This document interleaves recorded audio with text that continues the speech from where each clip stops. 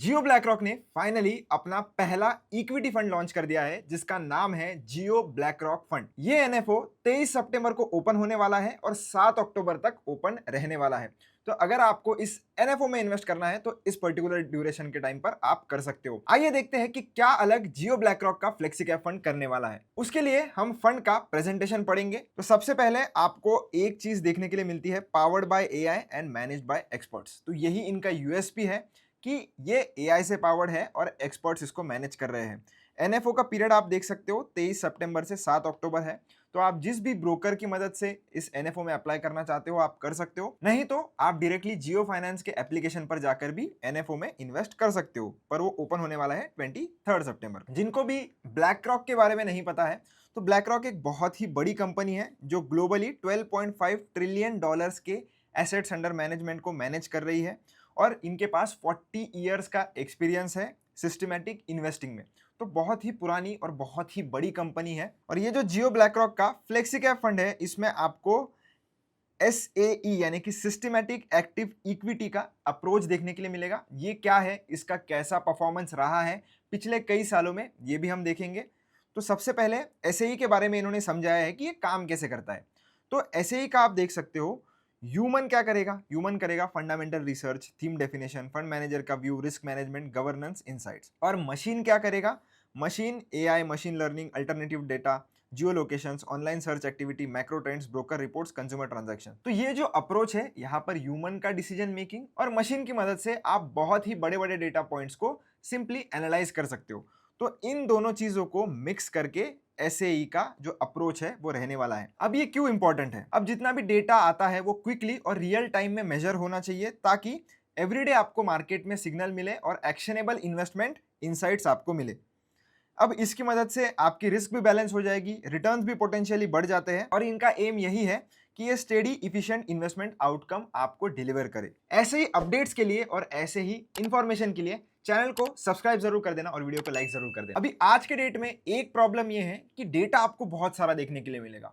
अब इतने AI models आ चुके हैं, इतनी वेबसाइट्स है कि इतना सारा डेटा आपके पास अवेलेबल होता है, उसमें से आप यूज कितना करोगे, आप एज ए ह्यूमन कितना उसको ट्रैक कर सकते हो, ये डिफिकल्टी आ जाती है। तो उसको ये लोग टैकल कैसे करेंगे। तो आप देख सकते हो फाइनेंशियल स्टेटमेंट्स होती है, न्यूज एंड मीडिया होता है, सोशल मीडिया पर इंफॉर्मेशन होती है, मैक्रो इंडिकेटर्स होती है। इन सारी चीजों को क्रंच करके ये लोग एक्शनेबल इनसाइट्स निकालेंगे। प्रॉब्लम ये नहीं है कि इंफॉर्मेशन नहीं है, प्रॉब्लम ये है कि बहुत ही ज्यादा इंफॉर्मेशन है। तो जो मार्केट में गैप है कि मल्टीपल डेटा स्ट्रीम्स है, जैसे मार्केट न्यूज है, सेंटिमेंट है, मैक्रोज है, ये एनालिसिस के कैपेसिटी को थोड़ा बहुत इनएफिशिएंट कर देता है क्योंकि इतना सारा डेटा है, क्या क्या एनालाइज करोगे। तो इस फंड के पास यही एज है कि ऐसे ही मेथड को यूज करके ये रॉ डेटा को एक्शनेबल इनसाइट में फिल्टर कर सकते हैं। अब ये सबसे इंपॉर्टेंट पॉइंट है जो जियो ब्लैक रॉक का फ्लेक्सी कैप फंड बाकी फ्लेक्सी कैप फंड से अलग करने वाला है। क्या ट्रेडिशनल डेटा क्या होता था, फाइनेंशियल सर्विसेज है, क्वार्टरली रिपोर्ट से, अर्निंग्स कॉल्स है।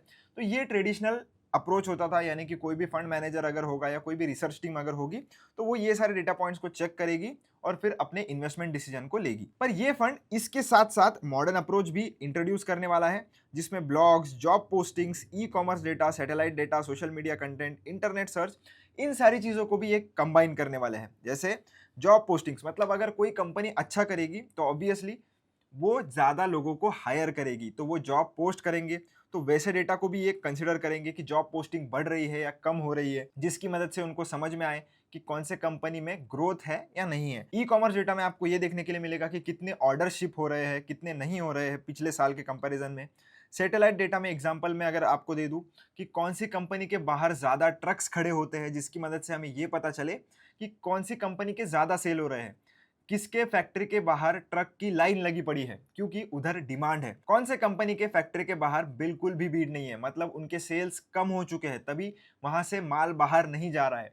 तो ऐसी सारी चीजों को भी ये लोग यूज करने वाले हैं अपने डिसीजन मेकिंग में, जो कि काफी सालों से हेज फंड्स करते हुए आ रहे थे, वो अभी ब्लैक रॉक की मदद से इंडिया में भी होने वाला है। बाकी फिर सोशल मीडिया कंटेंट और इंटरनेट सर्च को भी ये यूज करेंगे। तो ये एक बहुत ही इंटरेस्टिंग फैक्टर लगा मुझे और मैं बहुत ही एक्साइटेड हूं कि ये कैसे शेप आउट करेगा आने वाले टाइम में। पिछले एक डिकेड में, यानी कि पिछले 10 सालों में बहुत ही ज़्यादा कंपनीज़ बढ़ चुकी है हमारे स्टॉक मार्केट में और बहुत ही हार्ड हो चुका है हर एक कंपनी को ट्रैक करना। तो आप देख सकते हो कि निफ्टी 500 के अंदर एक एनालिस्ट कितने कंपनीज को कवर कर सकता है, 466। और यहाँ पर आपको ये देखने के लिए मिलेगा कि बिहेवियरल बाइसेस के कारण कैसे अलग-अलग जो स्ट्रेटेजीज है, जैसे वैल्यू होती है, क्वालिटी होती है, ग्रोथ होता है, मोमेंटम होता है, लो वॉलेटिलिटी होती है, इन्होंने कैसा परफॉर्म किया है। और रूल बेस्ड ऐसे ही अप्रोच जो है वो इस इमोशनल बायस को कम करता है। अभी जियो ब्लैक रॉक के फ्लेक्सी कैप फंड को आपको क्यों चूज करना है?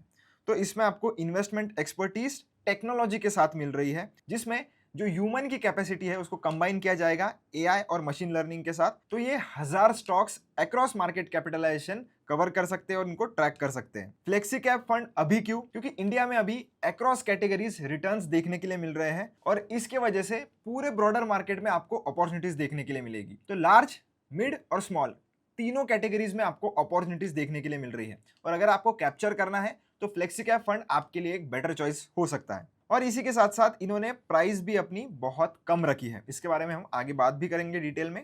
बाकी आपको अलादीन के बारे में पता ही होगा। अलादीन ये ब्लैक रॉक का ऐसा सॉफ्टवेयर है जो मदद करता है पोर्टफोलियो रिस्क एंड एनालिटिक्स में, पोर्टफोलियो मैनेज करने के लिए, ट्रेड एग्जीक्यूट करने के लिए, क्लाइंट रिपोर्टिंग के लिए और इन्वेस्टमेंट ऑपरेशंस के लिए। तो हर एक चीज़ इनको मैन्युअली करने की ज़रूरत नहीं है क्योंकि इनके पास अलादीन का सॉफ्टवेयर है और ये बहुत ही वेल नोन सॉफ्टवेयर है। बहुत सारे hedge funds, mutual fund across globe इसे यूज़ करते हैं। यहाँ पर उन्होंने एक बैक टेस्ट भी अटैच की है जिसमें ऐसे ही मॉडल को उन्होंने बैक टेस्ट किया है पिछले 10 सालों का। अगर आप डेटा देखोगे तो 1000 आपने अगर 1 जनवरी 2015 को ऐसे ही स्ट्रेटेजी के हिसाब से अगर इन्वेस्ट किया होता तो आप देख सकते हो ये जो नीचे की लाइन आपको दिख रही है ये बेंचमार्क की है और ये जो येलो कलर में आपको लाइन दिख रही है ये ऐसे ही स्ट्रेटेजी की है। तो लाइन का सेगमेंटेशन भी आपको इधर देखने के लिए मिल जाएगा। तो आप क्लियरली देख सकते हो ऐसे स्ट्रेटेजी ने अपने बेंचमार्क को बहुत ही अच्छी तरीके से आउट परफॉर्म किया है। और बैक टेस्ट के इमेजेस भी उन्होंने अटैच किए हैं। कैलेंडर वाइज आप रिटर्न्स देख सकते हो जिसमें आपको काफी सालों में ऐसे ही का आउट परफॉर्मेंस देखने के लिए मिलेगा। फिर रोलिंग रिटर्न्स अगर आप देखोगे तो उसमें भी ऐसे ही अच्छा ही परफॉर्म कर रही है। तो पिछले 10 सालों का कैगर आप देख सकते हो 19.38 है।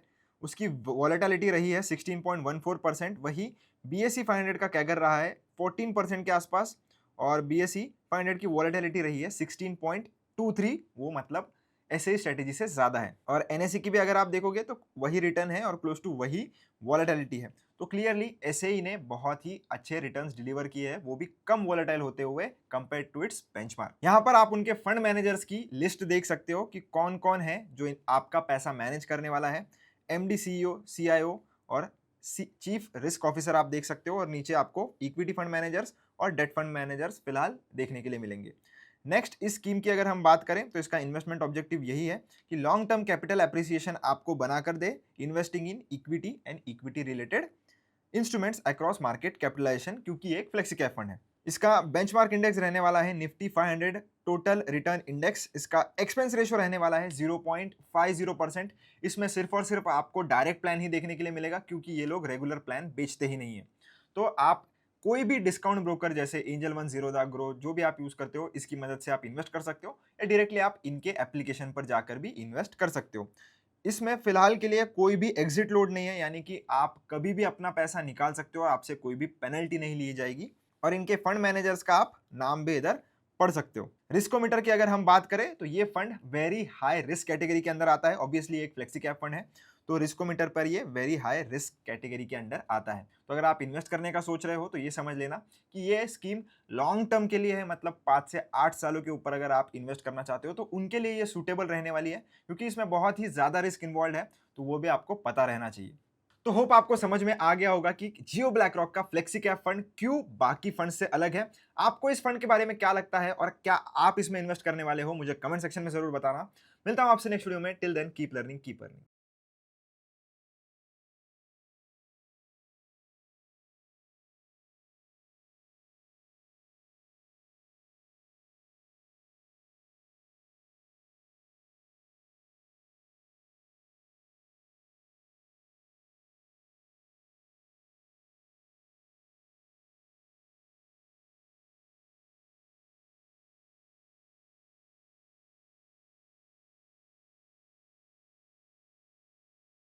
ऐसे ही अपडेट्स के लिए और ऐसे ही इंफॉर्मेशन के लिए चैनल को सब्सक्राइब जरूर कर देना और वीडियो को लाइक जरूर कर देना।